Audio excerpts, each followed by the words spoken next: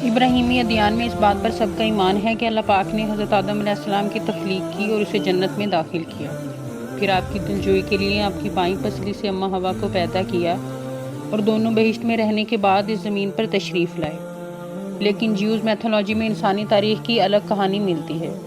دراصل یہودیوں کی مقدس کتاب تلمود کے مطابق حضرت حوا حضرت آدم علیہ السلام کی پہلی بیوی نہیں تھی، بلکہ اس سے پہلے ایک عورت کی تخلیق ہوئی تھی جس کا نام لیلت تھا۔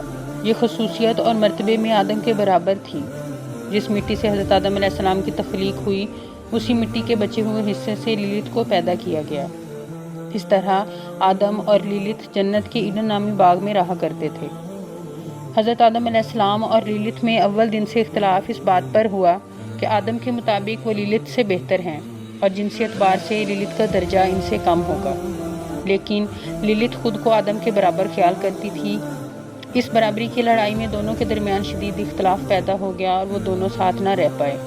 آخر کار ایک دن لیلت نے شیطان سے اسم اعظم سیکھے اور ان کا ورد کر کے جنت سے اڑ گئی۔ آدم علیہ السلام نے خداوند سے فرمایا، اے خداوند، تو نے میری دلجوئی کے لیے جو عورت پیدا کی وہ بھاگ گئی۔ لہٰذا اللہ تعالیٰ نے لیلت کی تلاش میں 3 فرشتوں کو بھیجا۔ انہیں لیلت سمندر میں ملی، لیکن اس نے واپس آنے سے انکار کر دیا۔ ویڈیو پسند آئے تو لائک کریں، بیل آئیکن کو پریس کریں اور میرے چینل کو سبسکرائب کریں۔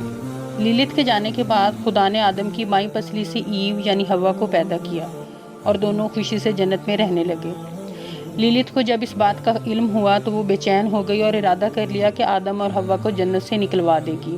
لہٰذا اس نے ابلیس سے معاہدہ کر لیا اور ایک سانپ کی شکل میں جنت میں داخل ہوئی۔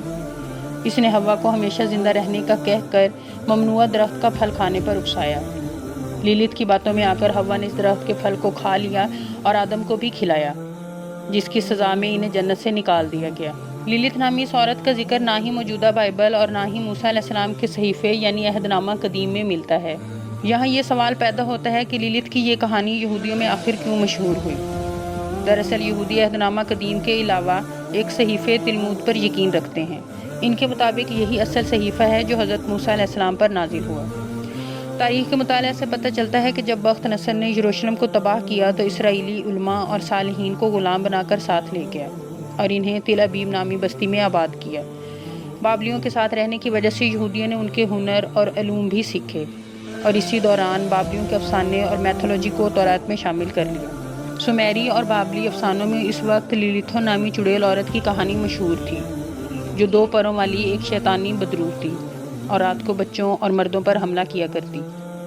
قدیم بابل کی ایک مشہور داستان دی ایپک آف گلگمش میں لیلیتھو نامی عورت کا ذکر ملتا ہے۔ لہٰذا یہودی ربیوں اور علماء نے لیلیتھو نامی عورت کے افسانوی کردار کو اپنی کتاب تلمود میں بھی شامل کر لیا۔ جیوز میتھولوجی میں اگر لیلت کی جسمانی حیت کی بات کی جائے تو یہ کہا جاتا ہے کہ اس کے 2 پر ہیں جس کے ذریعے یہ اڑتی ہے اور حاملہ عورتوں، چھوٹے بچوں اور مردوں کی خاص دشمن ہے۔ یہ رات کے اندھیروں میں نمودار ہوتی ہے اور کسی بھی حاملہ عورت کو نقصان پہنچاتی ہے اور چھوٹے بچوں کو اٹھا کر لے جاتی ہے۔ اس کے علاوہ نوجوان عورتوں اور مردوں کو زنا جیسے گندے اور حرام فعل پر اکساتی ہے۔ اس لیے تلمود میں کہا گیا ہے کہ یہ ممنون ہے کہ مرد اکیلے کمرے میں سوئے، کیونکہ لیلت رات کے اندھیرے میں نمودار ہو کر اس اکیلے مرد کے ذریعے مزید شیاطین کو جنم دیتی ہے۔ وہیں لیلت کو ماننے والوں کا کہنا ہے کہ لیلت کی کہانی دنیا کی بہت ساری آسمانی کتابوں، اساطیروں اور دیو ملائکہ قصوں میں موجود ہے۔ مثلاً لاماستو، جسے قدیم میسوپوٹیمیا میں نائٹ گوڈس کہا جاتا ہے، یہ ایک خوبصورت بدرو عورت کی حیثیت سے مشہور ہے، جسے قدیم میسوپوٹیمیا میں جنسی خواہش کی دیوی بھی کہا جاتا ہے، جو رات کے وقت نمودار ہو کر حاملہ عورتوں پر حملہ کرتی ہے اور ان کے بچوں کو اٹھا کر لے جاتی ہے۔ اسی طرح لامیاں قدیم یونان کی مشہور دیوی مانی جاتی ہے، جو پوزائیڈن دیوتا کی بیٹی تھی اور بے مثال خوبصورت تھی۔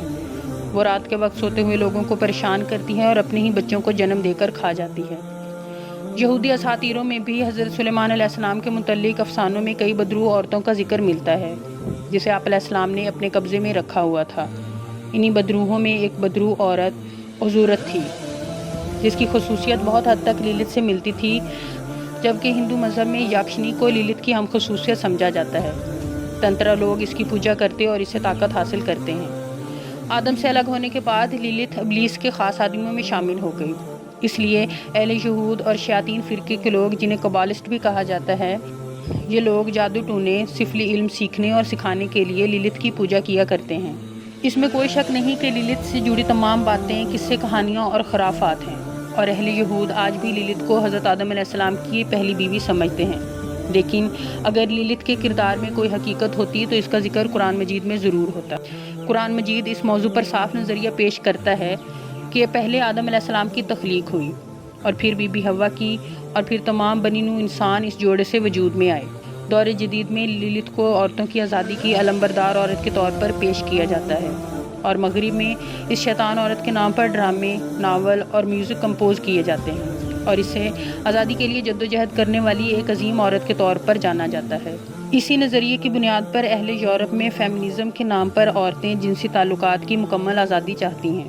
میرا جسم میری مرضی۔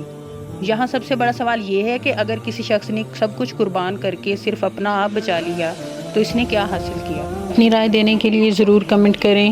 جزاک اللہ۔